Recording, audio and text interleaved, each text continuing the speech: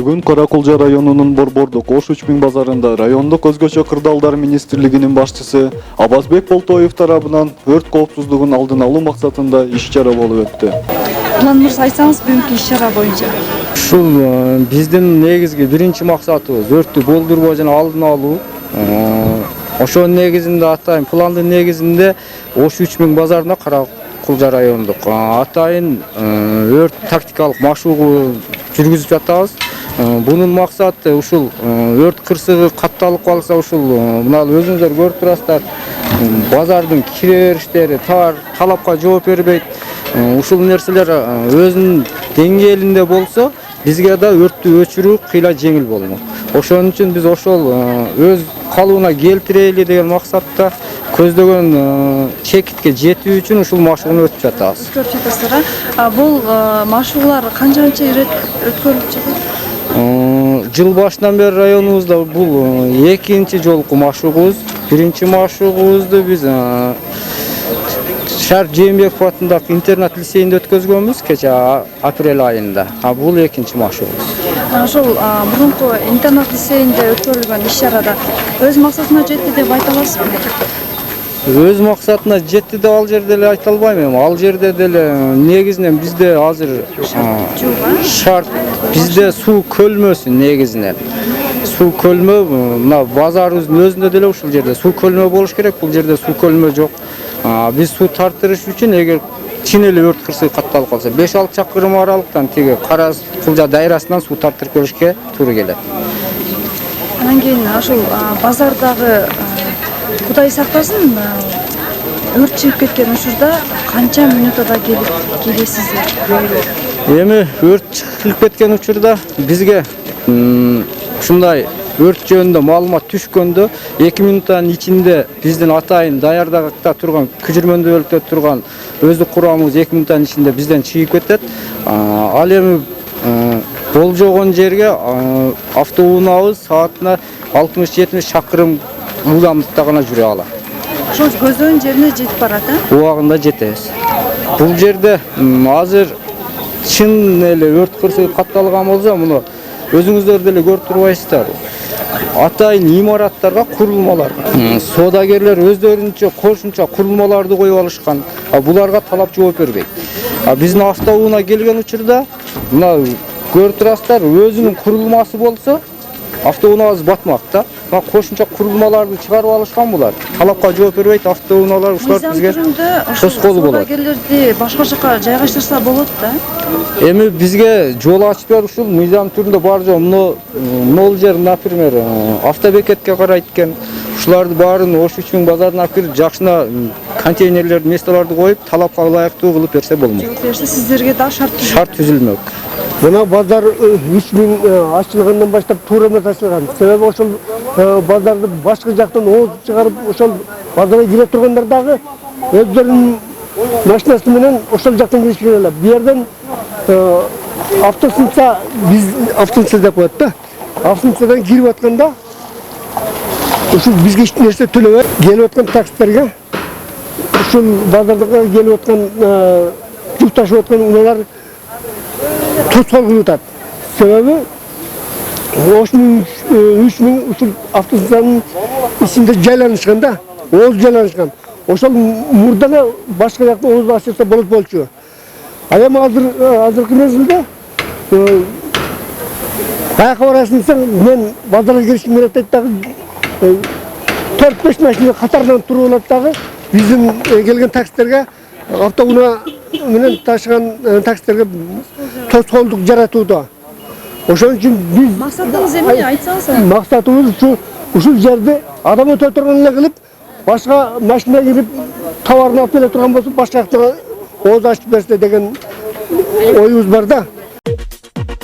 Райондогу Борбордук базардын абалы өрт коопсуздугуна толугу менен талапка жооп бербей тургандыгын өрт өчүрүү кызматкерлери тарабынан аныкталгандыгы кийинки материалда. Ошол сиздердин машинаңызга кире турган жерде ошол жерде шарттар барбы? Автобекетке жана базарга киргенге азыр мүмкүнчүлүк болушунча бар бул жерде жолубуз. Дагы басып көрөлү ошол жактан. Бул жерден эми Мына ушул жерден кириш керек эле. Мыналар дагы навес кылып алдыга чыгып алган мына контейнер дагы бери чыгып алыптыр. Чоң машина биздин машинабыз аябай Талапка чоң. жооп бербейт, а? Талапка жооп бербейт. Киргенге мүмкүнчүлүк болбойт. Навестер курулуп калган ушуларды курбаш керек эле. Өзүнүн гана Мыйзам түрүндө буларды алдырса болот. мыйзам түрүндө алдырса болот. Экотехник инспекциянын кызматкерлери жардам менен алып Аларга сунуштарды бердиңизерби? бизге сунуштарды берип, инструктаждарды постоянно өтүп турабыз. Мына стоянкаларды коюп алган. Ошол Айдоочулар туура эмес. Өзүнүн атайын белгиленген неме болсо жакшы эле. Ал жерден азыр машиналар өтө албайт. Бир ай башта бул автоунааларды жылдырдык эле да. Андан кийин эмне себептен булар бул жерге келип калды? Маалыматыңыз барбы сиздин? Бул боюнча маалыматым жок экен. Эми бул жердин ушул автобекеттин эмеси башчысы ирекке келтириш керек эле. Сиздерге шарт түзүш керек Шарт эле. түзүп бериш керек эле. Эми бул жерден дагы айтасыңыз. Бул жерден эми киргенде мына көрүп турасыңар, мындай навестер чыгып кеткен. Анандай астана хотторго курулмаларды куруп алышкан. Ошон үчүн кирүүгө мүмкүн эмес. Картошка жана башка немелердин баардыгын чыгарып алышкан. Өзүнүн местосуна коюшпай. Эми бизге шартты ыңгайсыз кылып, Аябай эле ыңгайсыз болуп турат. Өткө бир нече жолу тоскоолдук болот да бул. Буга чейин дагы сиздер базарда машиналарыбыз кирбей жатат, киргенге мүмкүнчүлүктөр жок деп көп жерге кайрылгансыздарбы же? Биз ар дайым кайрылып, сунуштарды берип, инструктаждарды өтүп турабыз. Тиешелүү органдарга берилип турат. Ошого карабастан Мындай натыйжа жыйынтык чыктыбы? алардын эми жыйынтыгын ошо азыр көрүп турасыздар эми мындай жолдор тосулуп атат. Жыйынтык чыккан болсо жолдор Аябай эле шарт түзүлмөк болсо керек деп ойлойм. Мынандай навестерди куруп алышкан ушулар мүмкүн эмес эле, мыйзамсыз курулган. Өздөрүнүн местосуна турбай жолго чыгып кетишкен. Өзү мына ушундай болуш керек да. Ушундай кеңири бул пожарный атайын биздин өрт өчүрүү боюнча машиналар кирүү үчүн жол булар. Анан мына окшогондор ушундай боюнча калыш керек. Буга карабастан эле кайрадан чыгып алып бизге тоскоолдук болгон учурлар бар. Мына навеске азыр Ушул жерге тийип бурула албайт. бул жер дагы. Бул жер дагы мүмкүн эмес. Ошол мыйзамсыз салынган уламан нерселерди кантип алдырса болот экен? Бул эми мен бая деле айтып өттүм да. Экотехник инспекция деп кызматкерлери бар. Ошолор ар дайым көзөмөлгө алып турат базар боюнча кандай мекеме боюнча ошол.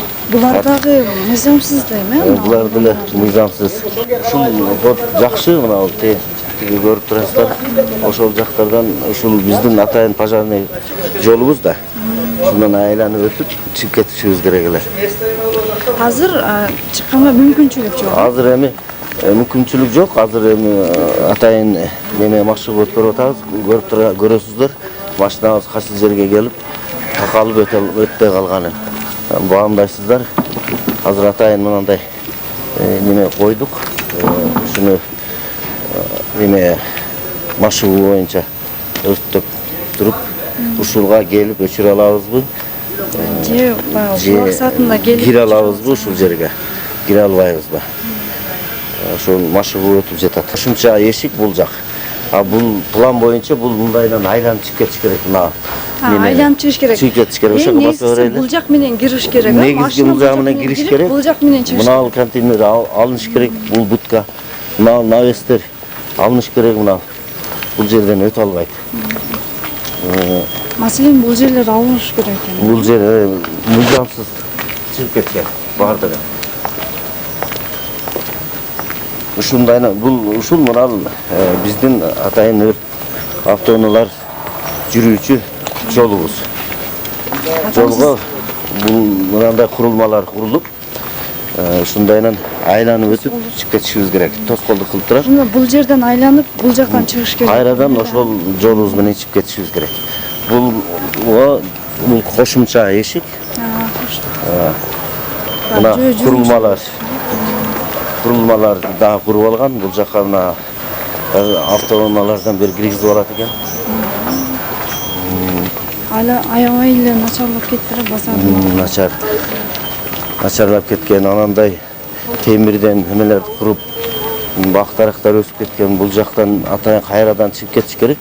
Эч кандай шарт жок, мүмкүнчүлүк жок. Эң көйгөйлүү маселелердин бири болду, суроону туура койдуңуз. Каракөл районунда Ош 3000 жеке базардын негизги аймактарында өткөн жылы дагы ушундай бир текшерүүлөр болгон, плановый текшерүүлөр болуп, биз текшерүүдөн кийин жетекчисине, директорисине аткаруу үчүн актыларды бергенбиз, жазма буйруктар бергенбиз. Мына өзүңүздөргө күбө болгондо, ушул туруш карасаңыз, ушул жерде тез күйүүчү материалдар бар. Электропроводдордун монтаждалганын караңыз. Ушундай салаңдап турат, бул деген мыйзамга жооп бербейт. Бунун бардыгы негизинен бул жерде дирекция, базардын директору түзмө-түз жооп бере турган иш бул. Андан кийин өзүңүздөр көрүп атасыздар, мына жерде убактылуу коюлган соода дүкөн бул жалпы пайдаланчу, красный линия жалпы пайдаланчу жолдо турат. Бунда эч кандай архитектуралык же башка бир тиешелүү мамлекеттик кызматтагы ишканалардан уруксаты жок. Бул менимче ушул мыйзамсыз жолу куруп алган бул жердечи. Азыр эми жетекчисин, то есть бул жеке ишкерге айтсак, менин колумда документ бар дегендей болот. Мен толук кандуу, кайсынысы туура, кайсынысы кем, пока мен көзүмдөн көргөн жокмун. Андан кийин бул боюнча дагы биз жетекчисине, базардын жетекчисине дагы ушундай бир эскертмелерди бергенбиз. Өзүңүздөргө күбө болгондой, мынандай азыр ким айта алат? Эч ким айта албайт. Мында азыр электр тогунун бар да эсептейм мисалы үчүн. Өзүңүздөргө өдө жагын карасаңыздар, баарды уланган. Ичинде мына көрүнүп тургандай траверстен түшкөн электропроводдор баягы өзүбүздүн тилимен айтканда жөргөмүштүн уясында болуп кеткен да. Башаламан. Кимиси кайсы провод каяка кеткен. Кимиси через жана учетчик менен төлөп атат, кимиси төлөбөй атат. Буга эч ким кепилдик бере албайт. Мына өзүңүздөргө күбө болгондой, кокустан эртең бүрсүнү ушул жерден бир өрт чыгып кетет деп, чыкпайт деп мен айта албайм. Кокустан чыга турган болсо, баягы эле крайний мамлекеттик кызматкерлер, силер текшерген жоксуңар, башкарганчы. Өздөрүнө жүктөлгөн мындай функцияларды аткарбай жатышат. Ушул негизинен эми бүгүнкү күндө машыгуу сабагын азыр өткөрсөк дагы эле кемчилик болушу мүмкүн. Дагы да болсо бул боюнча дагы иш алып барабыз. Раз базар жетекчиси бул ишти аткарбаса, биз материалды вынужден райондук сотко, тиешелүү органдарга материалды өткөрүп беребиз. Бул боюнча биздин региондо, өзгөн Каракөл региондо негизинен натыйжа берип атат. Именно мына Ош 3000 дирекциясында айтып аткан бул базарда азырынча биз тиешелүү кагаздарыбыз, тиешелүү мыйзамдуу акт кагаздарыбыз бар, аткаруу үчүн берилген. Бул боюнча да азыр иш алып барып атабыз. Эгерде жанагы мыйзам бузуучулук боло турган болсо, бул материалдагы тиешелүү органдарга өткөрүп беребиз. Анан ошол учурда мындай тиешелүү мыйзамдарды соодагерлерди мыйзам түрүндө жазалоо ушундай учурлар болдубу сиздердин? Эми мындай болуп атат да, биздин өзү негизги максатыбыз, максат келип эле баягы административдик штраф салам же башкадан алыспыз. Биз сөзсүз түрдө ошол кетирилген кемчиликтерди аткаруу үчүн же болбосо ошо мыйзам чегинде иш алып барса, мыйзам чегинде. Эми бул боюнча дагы биз келип эле эмес, буга эскертип беребиз. Түшүндүрүү иштерин жүргүзүп атабыз азыркы күндө. Өзүңүздөргө күбө болгондой эми ушул кимдин күнөөсү мисалы үчүн? Кимдир бирөө ушул жерде тартты, биягына дагы убактылуу проводдор тартты. Буга ошол мына Ош 3000 дирекциясы толугу менен жооп бериш керек. Бүгүн Каракөл районунун Ош 3000 борбордук базарында өрт коопсуздугу боюнча машыгуу иш-чаралары өткөрүлүп жатат. Канбай атат, тоскоолдук кылып, эми кошумча эшикке айдап көрөлү, ошол жактан ал жакта өрт болуп жатат. Кошумча эшикке айда. Бүре болсо кал.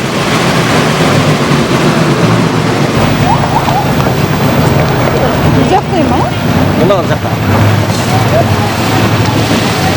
Мына кошумча эшиктен, азыр эми бул жактан айда. Айда.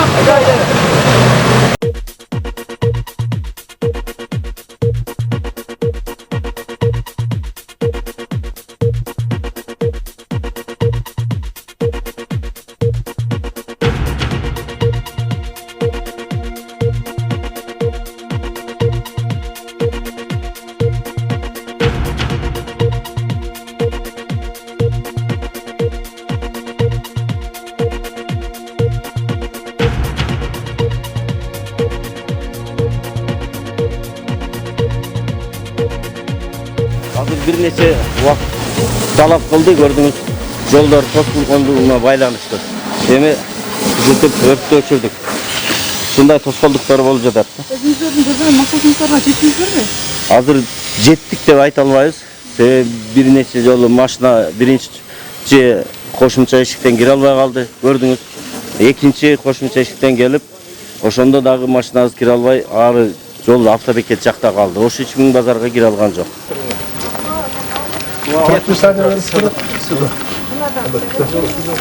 Предписание бергиле. Аткарбай турган болсо, тийиштүү чараны көрүш керек. Ушул.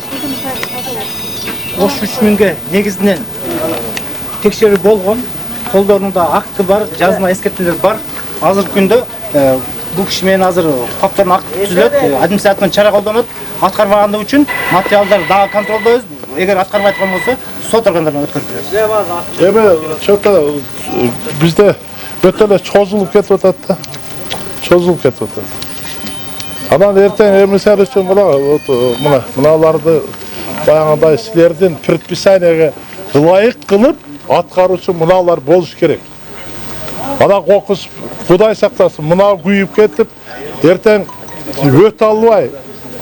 Анан директордун, менин, силердин аткарбаганыңар үчүн бирөө неме страдать этпеш керек да. Ошондуктан бирибизди аяп, бирибиз менен аяш коёш болуп жүрө берсек болбойт, жыйынтыгы жакшы болбой калат. Бу жерде дос, тууган, аке, ука деген болбойт. Болбош керек анда. Мен бул боюнча бермеле да, мынаны берсем индивидуальный бериң деп сот кабыл албай койду да. Кайсыны? Мына болот, мен индивидуальный бериң. Индивидуальный бер. Ошо мисалы пожарный мен индивидуальный бергиле, ал силердин фамилиясы керек. Маны силер жеп атасыңар, силер жакшысыз. Кел ош пожарный деп койткан келип сотко апарсаң келип тур, кана кимди чыгарыш керек, индемечи керек дейткен да. Бул базарком сиз да. Биз Базарком, неменин ээси сизсиз. Кантип чыгарасыз? Вот шүйлөшөсүзбү? Өзүңүз лом алып бузасызбы? Же болбосо 5 та бербей коесузбу? Ал сиздин проблема. Мына көрдүңүздөр, машина ушул жерге келип токтоп калды. Мына бул дагы биздин жол эле. Ушундайынан өтүп, азыр өрттөнгөн жерге экинчи машинабыз дагы барып жардам берип өчүрүшүбүз керек эле. Мына жерге келип токтоп калды. Мына навестерди көрдүңүздөр. Тоскоолдук мыйзамсыз курулуп, тоскоолдук жараткан. Ошондуктан өчүрө албай, өчүргөн жерге бара албай калды да. Иш чара боюнча өзү неменин планды турду. Бул эми баягы ойлон эртең болуш керек эле. Бирок эми бүгүнкү которуп койдук.